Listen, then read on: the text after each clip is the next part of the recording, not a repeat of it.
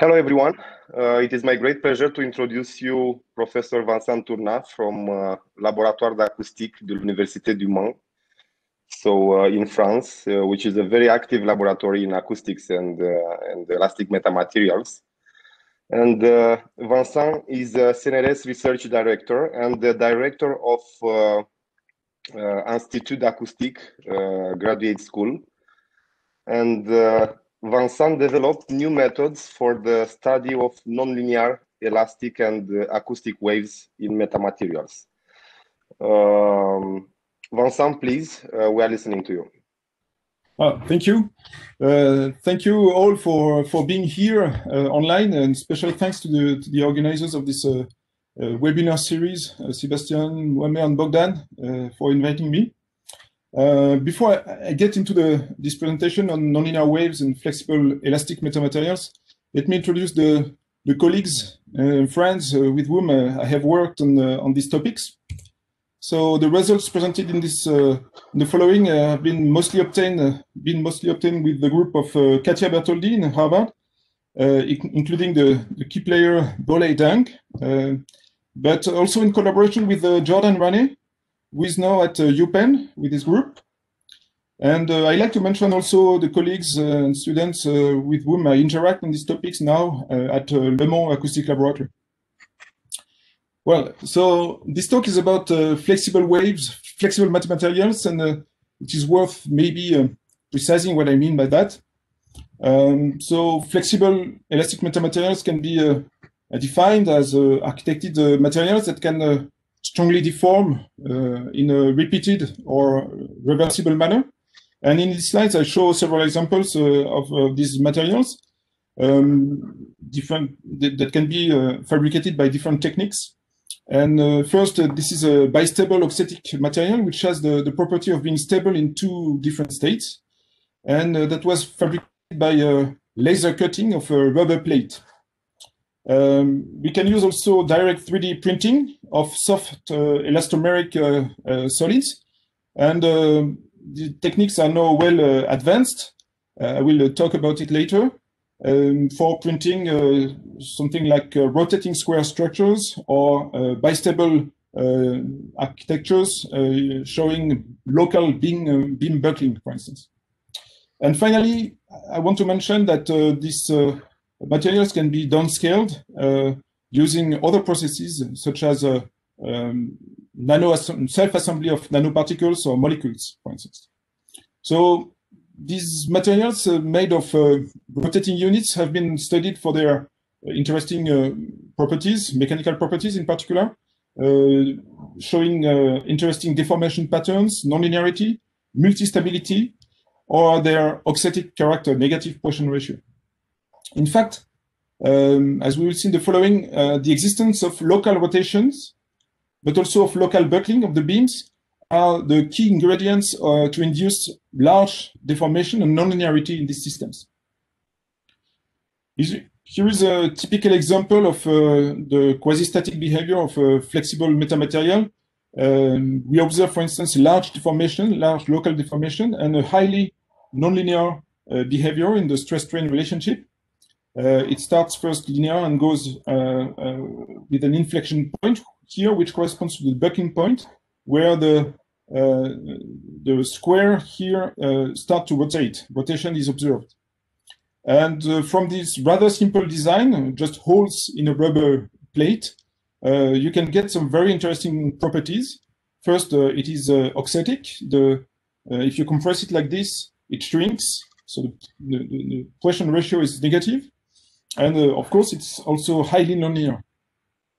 If you look closely to the structure when it's deformed, you can even stop seeing it as a plate with holes, but as an arrangement of squares connected to the neighbors by thin elastic beams that deform strongly. And this specific aspect attracted our attention and was a source of inspiration for the results I will present in the following. So, still on this structure, I find interesting to mention that waves can propagate in principle in this, and there is a study showing that you can use the large deformations to tune the propagation of linear waves or small amplitude waves in there. So for instance, taking a unit cell like that, mechanical unit cell, you can derive using the eigenmodes calculations, the dispersion relations, dispersion curves, frequency as a function of wave number. And for instance, what we can see here is a absolute band gap here in the middle, which is at a given location when it's undeformed, and which is tuned, shifted to different locations and even splitted when the solid is strongly deformed. So large deformations can be used also in this nonlinear flexible metamaterial to tune the linear elastic waves. So to date, the studies have concerned the static effective mechanical properties of these flexible metamaterials, and also have dealt with the tuning of wave dispersion, linear wave dispersion. And similar to what we all share here, it relies for the dispersion on the different concepts and effects existing for the metamaterials, and specifically for elastic one, from seismic vibrations to audible range waves and gigahertz frequencies. So this is widely used and well known. An aspect, however, that has been relatively much less explored is the nonlinear propagation in these flexible elastic metamaterials and the control of these large amplitude waves. So in other words, the management of wave nonlinearity, not dispersion. In a very, very simplified manner, we can see it like this. The majority of the works have focused on the dispersion effect, the frequency-dependent effect, so playing on the dispersion, while another very important character of a wave is its amplitude, and on the contrary, much less has been done on the dispersion, on the nonlinearity management, sorry. While it can lead to many interesting effects for controlling the waves in other ways that are done usually. We can explain that with different reasons, but one of them is probably the difficulty to get nonlinear effects in most of materials, large amplitudes. And the second is probably also the difficulty to control the nonlinearities, while dispersion effects are highly controllable in substance with many recipes. But as we will see, and we could see from the static mechanical properties, these flexible elastic metamaterials, they are strongly nonlinear, and their nonlinearity may come from their geometry. So this is what we thought could be interesting to exploit, actually. So the question we first had in the context of nonlinear waves in these flexible metamaterials are the following: what sort of nonlinear waves can propagate in these metamaterials, and can we design the wave nonlinearity? Can we control or play with these nonlinear waves? Well, the answer to these questions is to some extent yes. And my talk is a sort of overview of our efforts in the last 3-4 years to explore the possibilities of controlling nonlinear waves in these metamaterials. So I will start with our first results on pulse propagation in the 3D printed rotating square architectures. I will go to 2D results in these systems, and then I will switch to more wave control effects and interaction of nonlinear waves in assembled structures that are flexible, to finally finish with transition waves in bistable 2D systems and give some prospects. So let me start with the first historical experiments we've done together with Katja, Bertoldi, Jordan, Rane, Bolle, Deng. It was on this elongated sample. We first started with that, which is a 3D printed PDMS sample, a soft material, which was printed by Jordan when he was at the Jennifer Lewis lab in Harvard, specialized in fabrication process of different types of materials. And we ran into a lot of troubles during experiments with that. The idea was to hit the sample on the left, for instance, and see if a wave could propagate in there. But the rigidity of the sample was too high to allow for a clean wave propagating in there. There was out-of-plane buckling and other spurious effects like that. So after a bunch of different tests, we ended up working on this, let's say, optimized structure to observe for the first time waves in this highly flexible rotating square structures. So it's an elongated sample to see a wave propagating. It's about 40 centimeters long, and you notice that the squares are rotated, and there is also a copper mass which is inserted in there to increase the inertial effects. So in this configuration, the results, the experiments were successful, and we could observe plane wave pulses propagating in the through the sample. So this is an example of one experiment. So we used a fast camera filming the whole sample, and we induce an impact from the left with a hammer. And what we can see is the propagation, so it's repeated, but what we can see is the propagation of a pulse, which is of so large amplitude that we can see it without any magnification of the movie. And something that we will notice later by looking more carefully is that each mass here is submitted to a translation movement and a rotation movement. So there are two motions in these unit cells. We'll discuss this later. If we focus a bit more on the excitation process, so we used an impactor design, which is like that, exactly to induce at the first row, at the same time, rotation and displacement. We will see why it's important later.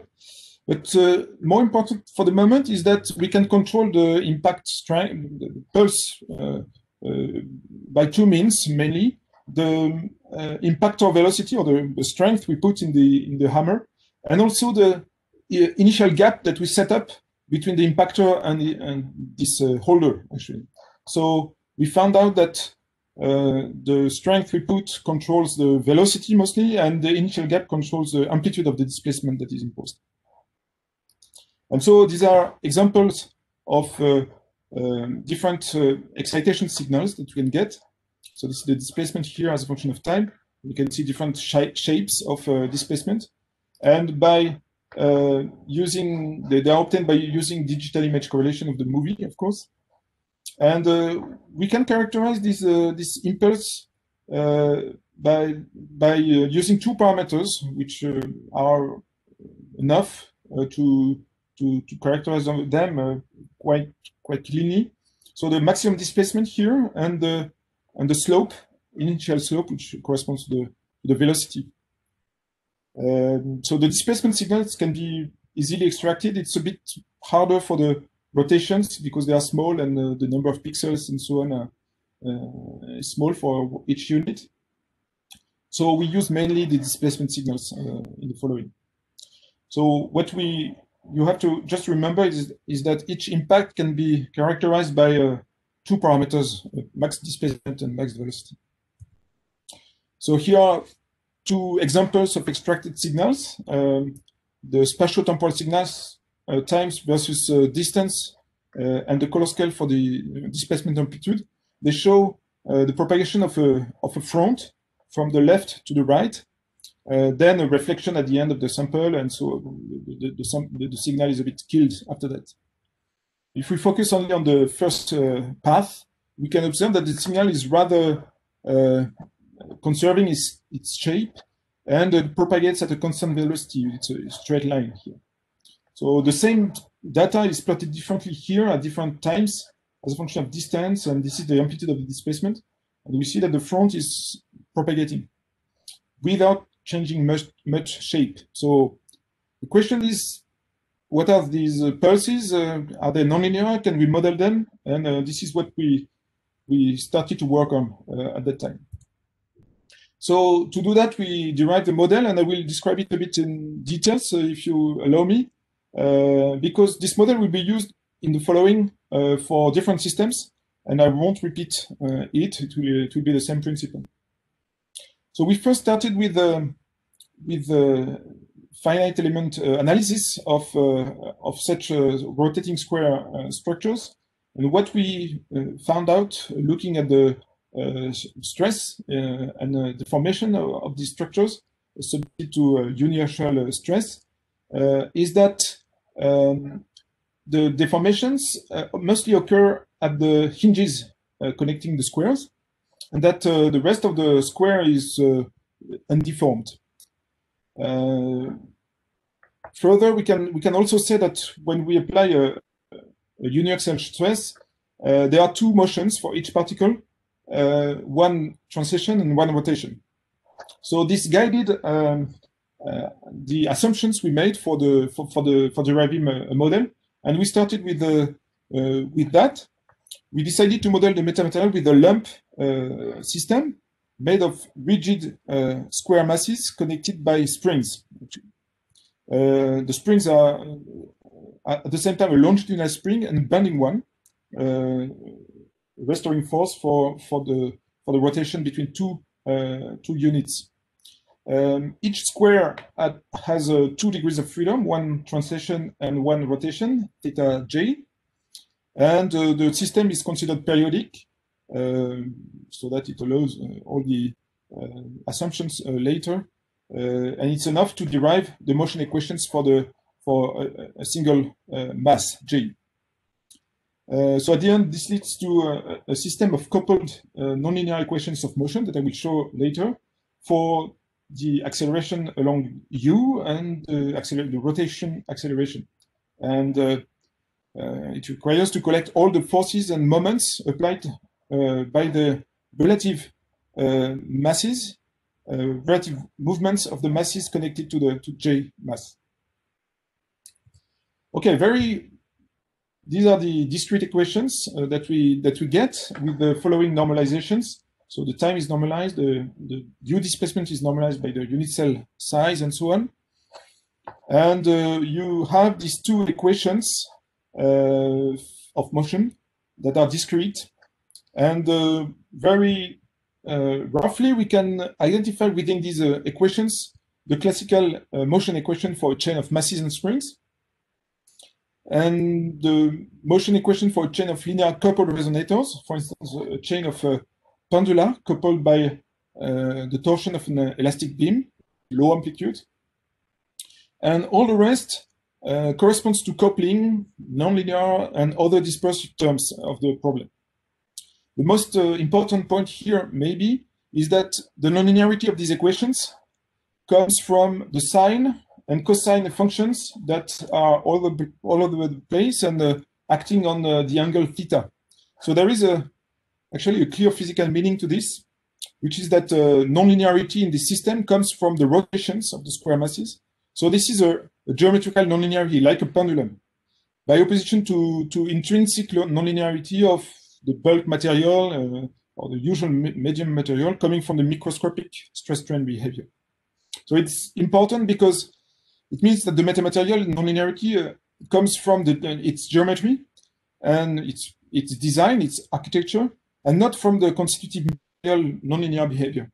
So this is a good indication that by changing the design, we might be able to control the nonlinearity, what we look for. Well, at this stage, we cannot do really much except using these equations to numerically integrate them and get some simulations of the wave propagation.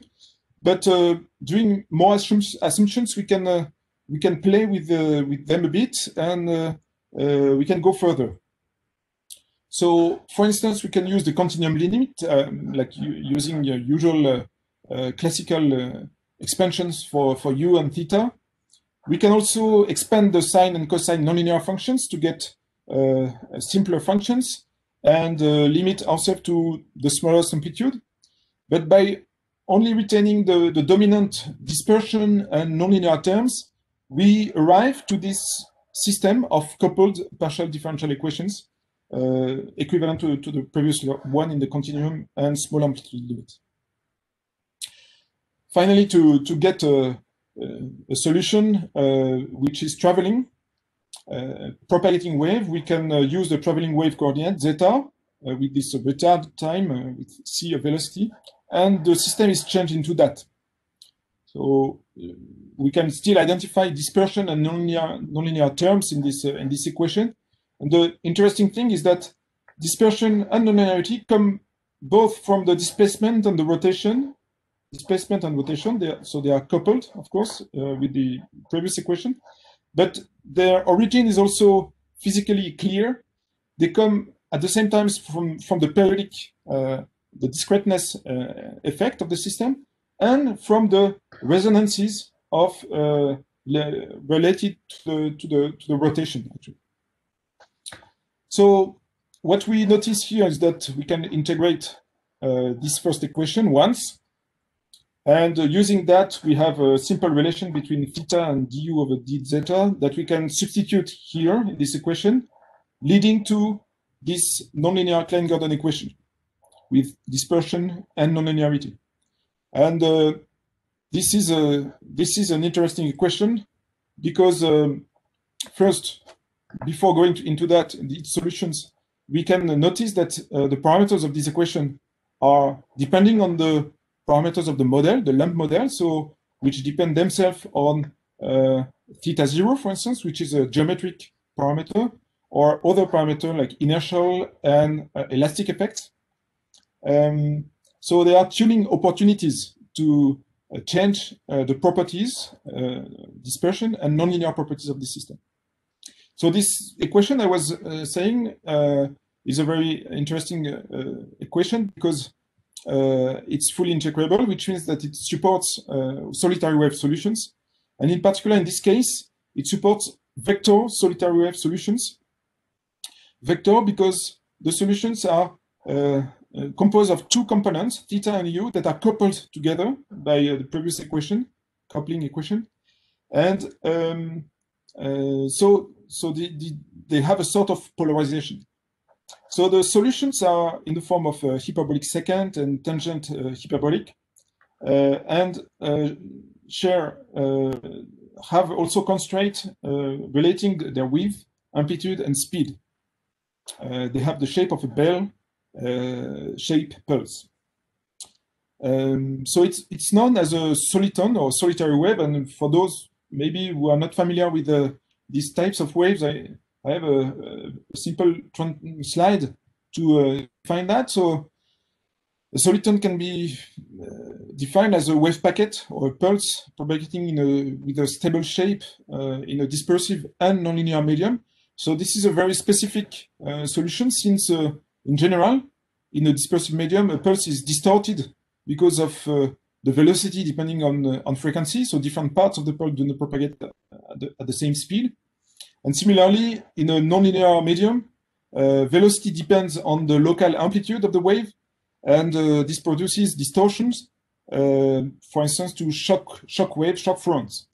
Well, a soliton is actually found when both distortion effects from dispersion and nonlinearity, they are perfectly balanced and compensate each other. So the pulse propagating keeps its shape even if it's in a nonlinear and a dispersive medium.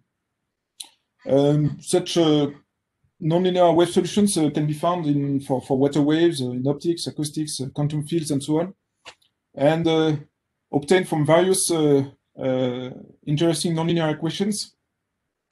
I don't have time to enter into these details, but I just mention maybe another interesting property of solitons is that when they cross each other, even if they are nonlinear waves, they emerge unchanged from the collision, somehow like a particle elastic scattering process, and we will see that a bit later.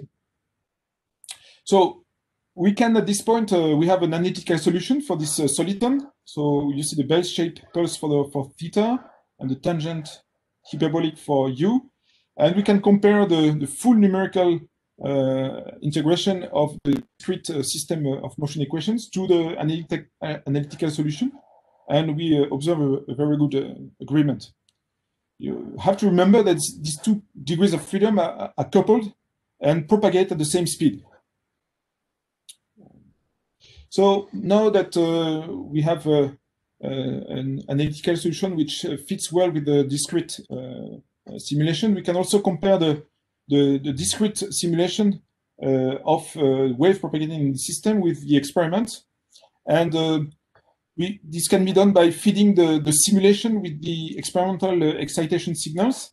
And we have a very good agreement at, for instance, a given time for the displacement as a function of the distance in the system. And we observe that the numerical simulation reproduce very well the experimental results in symbols. So, by the way, the effective spring constants, the inertial parameters used in the model have been independently measured directly from quasi-static mechanical tests at the level of 1 hinge, for instance. We can look also as a function of distance for 3 different times, and we see that the shape is not changing much along propagation.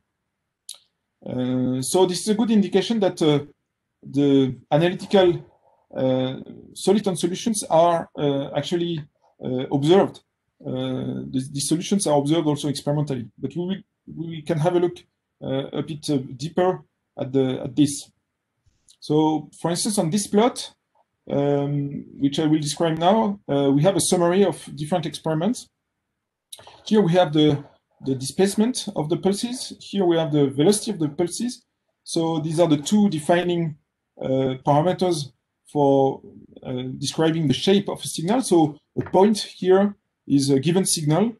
A symbol is a given signal in the system, and it has a given shape given by its position in this plane. And what we see is that each color corresponds to 1 experiment, and the circle is the excited signal. And when we change the symbols, it goes to deeper and deeper unit cells in the system. So the last thing I want to describe is this line here, which is corresponding to the theoretical soliton profile in this system. So when we start by exciting this signal shape, what we observe is that for all signals going into the system, it tends to the perfect soliton profile, the one that is predicted. When it's directly on this line, it stays there, but when it's far away from this, like this one, it has the tendency to evolve and go to the shape of the perfect soliton profile. Except maybe for the very large amplitudes where maybe we are out of the validity of the model, you notice that the displacement is of the order of 1 unit cell. So like 1 centimeter is the displacement of the pulse, and the velocity is very high. So this is also another evidence that the pulses we observe are stable shape pulses, solitons propagating in this system, and intrinsic solutions of these systems. So with this first study that I described rather in details compared to the following, we could actually observe and predict the existence of solitary waves, vector solitary waves in these systems, so nonlinear waves. So we could somehow answer to the first question, that was, are nonlinear waves possible in these systems? And also we could see that there are a number of evidences to control the nonlinearity, managing the dynamic nonlinear properties of these structures. And a key parameter is, for instance, θ0. It's very easy to vary, and it's geometric. So at the end, we went on and with these studies and could show that, for instance, if you have a θ0 which is equal to 0, so align squares, you actually end up with a Klein-Gordon equation with a cubic nonlinearity, while when it's strongly different from 0, you have a quadratic dominant term. And in the middle, you can have both that have the same order of magnitude. So you can tune the nonlinearity you see by tuning the geometry. We could see also, and this is an important point, that local rotations are at the origin of nonlinearity, just like the simple polynomial I was mentioning before, where the nonlinearity comes from the geometry and the rotation. And finally, the nonlinearities can be tuned by external loading applied on these systems because they are highly deformable. And this can give rise to new soliton solutions, such as we could show the existence of rarefaction solitons or topological solitons and transition waves, for instance, that I will describe later. Also, deformation can give rise to waveguides or local differences in the rotation of the squares, so that we can even control the waves in different ways. So I've described this first study in details. Now I will go to a very similar study we've done in 2D this time, and to look at how waves propagate in different directions relative to the symmetry axis of this system. So for this, we constructed a circular sample. The team of Jordan did that, of 30 centimeters in diameter, with the same process as before, 3D printing of PDMS. And the interest of having a circular sample is that we can excite pulses from different positions along the edge. And this leads to different propagation directions relative to the symmetry of the architecture. So again, the typical experiment looks like this. The sample is put on a steel bead layer in order to reduce the friction, and a fast camera is used with digital image correction to reconstruct the displacement wave field. So if we run the experiment, the movie, we clearly see a large amplitude wave propagating in the system, once again inducing displacement and rotation. So I won't describe the model anymore because it's very similar to what I've done before. But once again, we use an impactor which is designed like that. And when impacting, we can impact from different angles relative to the horizontal axis, for instance. And this angle is phi here. And we verify the consistency of the excited displacement from different places. So now let us go to the post-process experimental results of wave propagation in there. And they look like this. So on these slides, we have 4 different experiments carried for 4 different angles of impact. So phi equals 0, horizontal impact, 15 degrees, 30 degrees, and 45 degrees relative to the horizontal axis. The top row shows the longitudinal velocity along these directions, and the bottom row is for the shear motion velocity. So what we see is obviously a strongly anisotropic behavior. The things are very different from for different propagation directions. We can have a look to this a bit more in details by looking at the lines along the directions of impact and extracting from that spatio-temporal profiles, signals. And we can see that, so this is distance, this is time for different angles of excitations. And what we see is that for 0 and 45 degrees, we have a single mode with a given velocity, which is very different from the two, so strong anisotropy.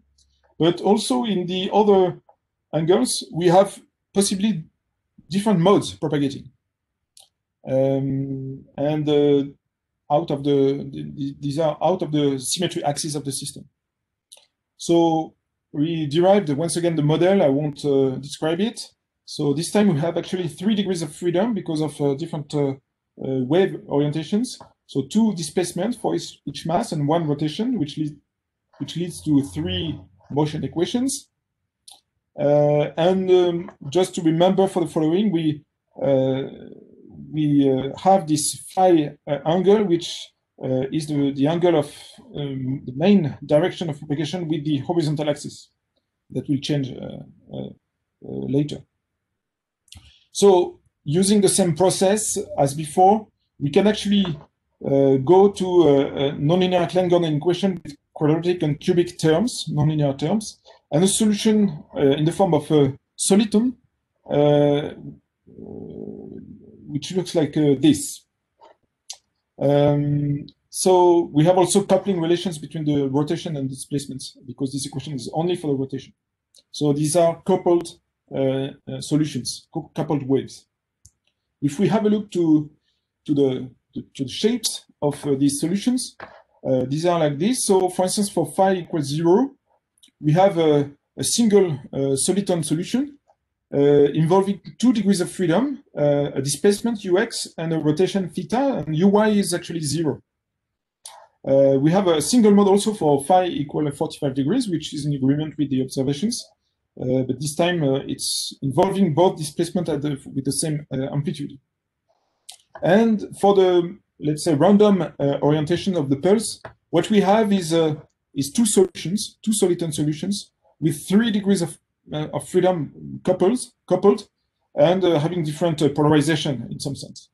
So this one is the polarization, displacement polarization of the soliton. So we can compare these analytical results to the full discrete modeling from discrete equations, and we get a very good agreement between the different solitons that can be excited in the systems. And what we can highlight here is on this summary plot of the solutions, which plots the velocity of the modes that can propagate, the soliton modes that can propagate as a function of the angle. We recover the whole solution landscape with a single mode along 45 degrees, a single mode along 0 degrees, and 2 modes along intermediate directions.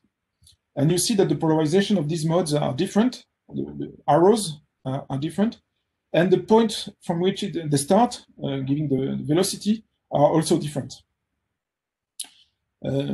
So running simulations, also on a configuration that mimics the experimental conditions, we can compare the numerical results, snapshots of the numerical pulses with experiments. And we reach a rather good qualitative agreement on many of the features, like the rounded front shape here, but also the specific localized energy here of the pulse at 45 degrees, which we recover here on the shape of the arms here, even some surface waves. So this feature can be even like better seen with the larger numerical simulations that can run on larger systems. So something that I want you to look at, which is a bit intriguing, is this solution here at 45 degrees. It's the width of this pulse is actually the width of the exciter, and it propagates as if there was no diffraction. So it looks like its width is similar to the one initiated by the impactor, which would mean no diffraction propagation.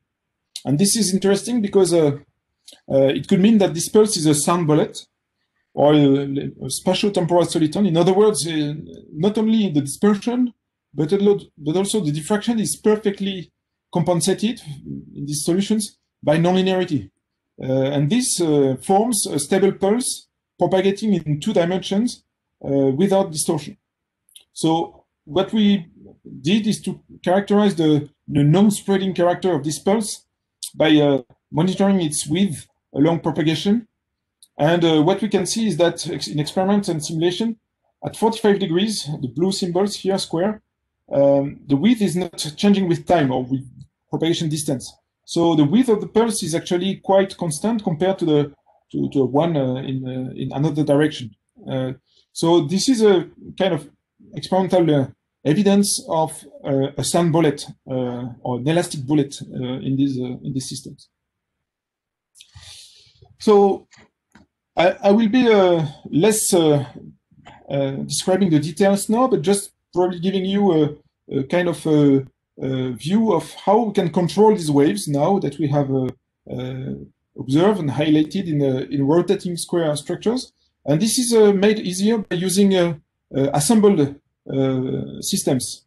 So switched to actually this type of systems that are Lego chains made of Lego pieces and plastic shims that connect them together, and that are highly flexible, so we can deform them strongly, and gives this kind of pulses where the pulse is composed of rotating degree of freedom and a displacement degree of freedom. And the chain we could construct is a 50 units chain, which is like 2 meters long.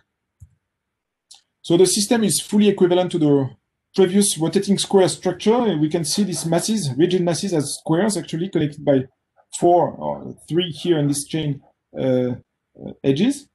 And we modeled that as previously with a lump model. So I won't describe it further. It's exactly the same procedure with tiny details that are different.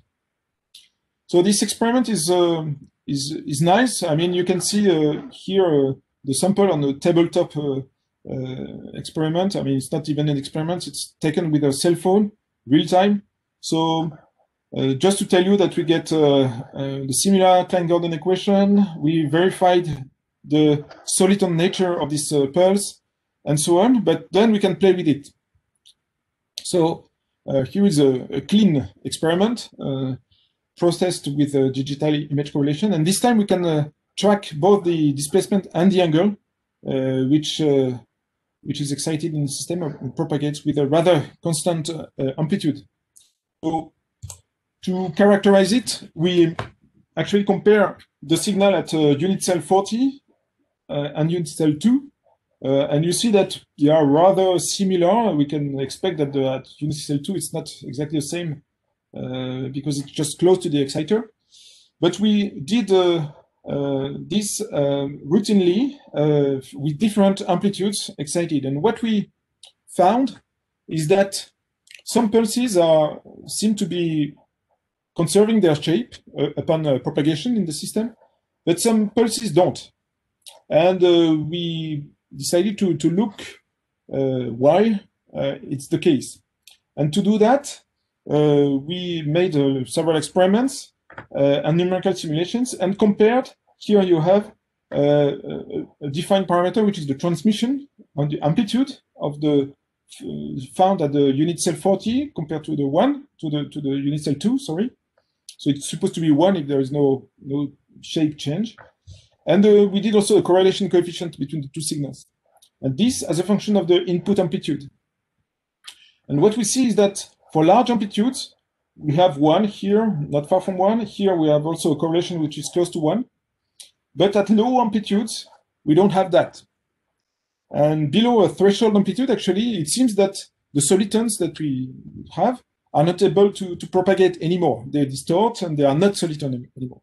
We have indeed a sort of amplitude gap for the solitons. And this is by analogy with the frequency gaps that everyone knows in dispersive systems. Actually, inside the amplitude gaps, solitons are not anymore supported solutions of our system. It looks like these waves cannot propagate. So we made this analogy with frequency gap. If we look at relations that relate amplitude, width, and velocity of the solitons that are intrinsic to these solutions, we see that as a function of the input amplitude in degrees here, this is the angle, when we decrease the amplitude, we have an increasing velocity of the soliton. An increasing velocity here means that the width is decreasing.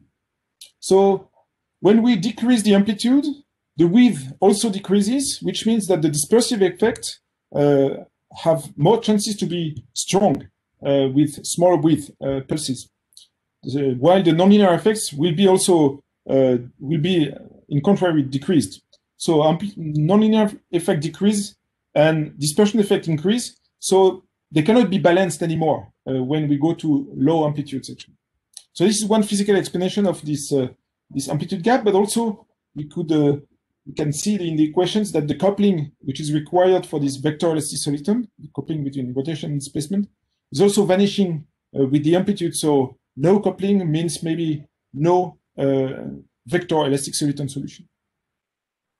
So now, interestingly, since the system is symmetric, the unit cells are symmetric, there is no preferential rotation direction for the units. And in principle, it could also support negative amplitude rotations here. So we could test that theoretically and in numerics that can be excited with a different impactor, for instance. And so the amplitude gap ranges from, let's say, 6 to -6 degrees of amplitude exciting system. But now, if we play a bit with the symmetry of the unit cell, if we change, for instance, the position of the Lego pieces and induce a kind of initial angle, phi 0, here it's equivalent to that, we directly see that it's not equivalent to rotate in one direction or in the other when you push the units.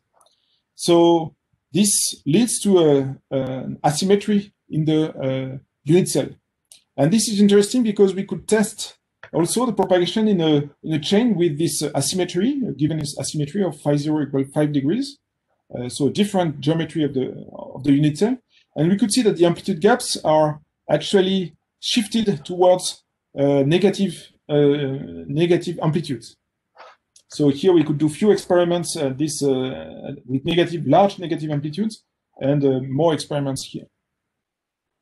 So, and by using the model, we can also predict what will be the amplitude gap for different phi 0 parameter. So we can actually design the amplitude gap, which is an interesting concept, depending on the geometry of the system. And the question is, can we use that for wave control or for doing something? And so what the idea we had is to build a diode, a mechanical diode for these solitons. And the principle is the following. We have in the center a piece of the chain which is asymmetric with asymmetric units. So the rotation is easy in one direction, but very hard in the other direction. And we have a portion of symmetric chains on both parts of this central asymmetric part. And this portion of chains are used to make sure that when we impact from the left or from the right, we generate the same soliton, which is impinging this central part. So doing that, we can make sure that when we excite from the left a pulse, it will evolve to a soliton in there, and then arrive here with the right rotations for the units and go through. But then if we make sure that when we excite from the left, it arrives here with the wrong rotation, or rotation which is not supported by the system, it will be reflected and won't be transmitted. So this is what we've verified in experiments. So this is one experimental result where you have a spatiotemporal plot showing the pulse propagating through the central part, and this one from the left reflected by the central part. So this can be interpreted also as a manifestation of asymmetric amplitude gaps. So when the pulse is excited from the left, the green pulse here, the soliton has a positive amplitude of rotation, and so it doesn't see any gap in the system, amplitude gap. While when it is excited from the right, it meets at some point the gap, the amplitude gap, and is reflected by this asymmetric units part. So the efficiency of the diode, the rectification ratio, and so on can be tuned by playing on the number of asymmetric units, the amount of asymmetry, and so on. And we studied that. But the most interesting maybe with this diode is that it deals with pulses, which is like these are broadband signals, and it does not distort them in transmission. So they are perfectly transmitted through the system and stay stable along transmission. So these results gave us the idea of using the specificity of vector solitons using rotation to analyze how opposite sign solitons can interact actually. So we studied the collisions of solitons by exciting in this very same chain of symmetric units two solitons, one from the left and one from the right. And what we can see is that solitons cross each other's in experiments, and on a longer system, we can see the spatiotemporal plot of a numerical simulation showing that the solitons don't interact. But these are solitons that are compatible in the sense that they induce the same rotation direction at a given unit of the system.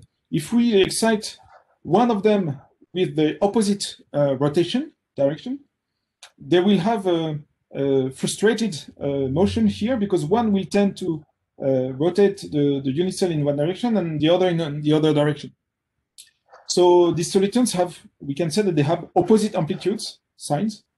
And what we see is that they seem to repel from each other, reflect on each other's. Even in discrete simulation model, they are kind of reflected by each other. So this is the case when they have similar magnitude, let's say, opposite sign amplitude, but similar magnitude. But we may wonder, in this case, how it goes with very different amplitudes. And so just to remind it, to stress it, I want to say that this anomalous collision is actually specific properties of the vector solitons, since they involve coupling of rotations and displacements. So we studied the collision scenarios of two solitons exciting from the two sides of the chain, and what we can see is this collision scenario space where you have the amplitude of the left soliton on the vertical axis and the amplitude of the right soliton on the horizontal axis. What we can see is that there are four main regions. So the central regions, the region 4 is actually the amplitude gaps for this symmetric chain at low amplitudes of each soliton. They don't propagate, so it's the no collision case where one of the soliton at least does not make it up to the collision. Then there is the region 1, the yellows, which is the normal collision between two solitons having the same sign of amplitude. And the total reflection, so the anomalous collision, is found when the two solitons have opposite sign amplitudes of the same order of magnitude. So in this region along this diagonal here. And finally, the last scenario is scenario 3 here, where one of the solitons is much stronger than the other, and they are opposite. So it goes on, a bit reflected, but it kills somehow the other one, the smaller amplitude one. So this is a whole bunch of different possibilities of interactions between these solitons. And in fact, the line that separate these regions have been predicted from a model making use of the concept of amplitude gaps. So everything is in the amplitude gaps concept. And we found out that when a soliton is reflected on the other, it is because the other soliton is actually forming an amplitude gap by deforming the system and making it asymmetric. So you see here, you have an asymmetry of the system which is created by the rotation of the system, and it forms, so a soliton forms a gap seen by another soliton upon collision. So I won't describe that in details. I want to switch but to the last part, which is very short, 3 slides. But just mentioning that we can imagine a lot of different possibilities to control the velocity of solitons, probe solitons, or destroy solitons by solitons. So let me switch to the last part, which is just maybe an illustration of another effect that can be found in these flexible elastic metamaterials. It is connected to the bistable character of materials. And the key point is to design a bistable system. A bistable system is a system which can be stable in 2 different states. And for instance, here you have an extended state and a contracted state, and they are stable independently. And if we look at the potential energy as a function of strain of a given unit of the system, it can look like that. A well here corresponding to a stable state for the extended state, and another minimum of the energy here, which is the contracted state. And what has been shown in 1D earlier is that it is possible to excite a transition wave propagating in the bistable system and making progressively the system change from one state to another. So this wave is actually a soliton as well, and it has several other names like a topological soliton, a kink, topological soliton because before and after the pulse, the material is in a different energy state, topology is changed. And it can be called also a traveling domain wall, depending on the community looking at that. So what we have done is to look at this transition wave propagation in 2D configurations. And here is what happens when a plate like that is slowly indented at one point of the bottom of the surface. This is a real-time movie process to show in purple the unit cells that are in the extended state here, and in yellow the ones that are in the contracted state, stable. So we can see the transition wave going through. And to play a bit with this wave, we can also input defects. So shown here with these crosses, and these defects block the prevent the unit cell for changing state actually. So like that, we can actually block the transition wave and control its propagation in a very simple manner. The last example I want to show is the case of two defects that are positioned here, and that make the wave go in a given path around the sample. So we can control really how the wave is reconfiguring the sample. So I won't describe the model that has been constructed for that. It's a continuous mechanical model making several assumptions. What I can say is that we tested it first with 1D experiments, and what we see here is a transition wave which is well reproduced in numerics and in experiments. So there is a numerical integration step here. And we find a constant velocity of propagation and a constant shape, actually, of the pulse. So there is a good agreement obtained for the 1D transition wave. And actually, there is a good agreement also with a series of different experiments that we can do in 2D with these samples, inducing defects at different points, like deflection by the defect, stoppage of the defect here at some point, and the simulations are well reproducing the trend. So we may wonder if we can go to even more complex systems by doing crazy simulations.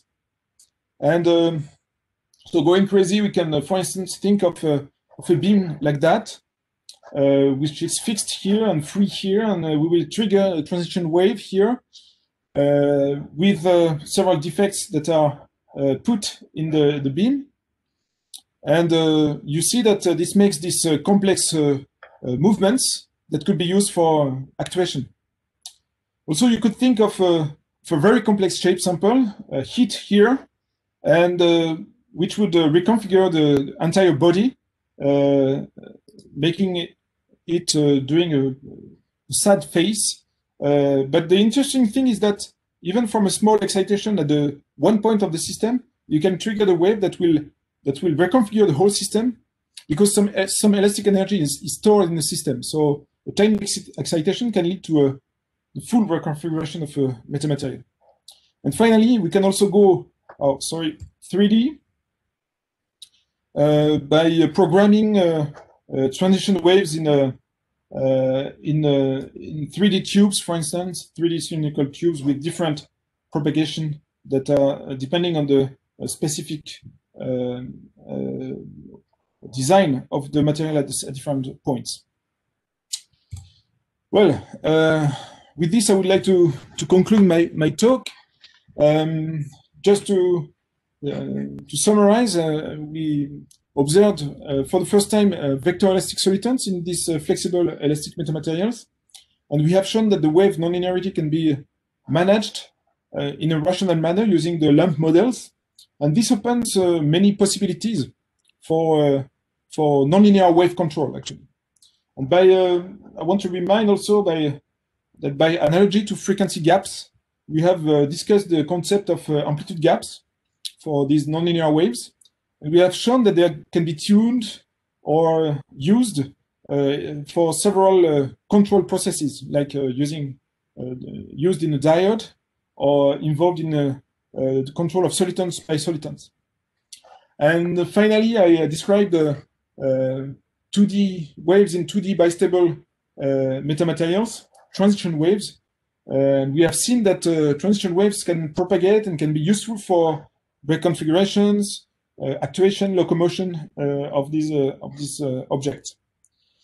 So for the current project we have, we think of exploring the design possibilities that are very wide, actually, and think of the many ways we can build flexible metamaterials, even using Slinky, that can be used for locomotion and that can support solitons, actually. But our efforts are turned to the dynamics of finite systems, for instance, submitted to periodic excitations, not only pulses, and using resonances of the systems. We can also think of the implementation of the rotating square structures that are nonlinear intrinsically for elastic metasurface designs, and also look at the propagation of pulses as surface waves on these structures, for instance. So very many possibilities to go on. Well, this is the end of my talk. Thank you all for your attention. Thank you very much, Vincent, for this interesting and very clear presentation for me. I think we can open now the Q&A session. So if you have any questions about solitons or any other questions about related to nonlinear elastic waves in metamaterials, please come forward.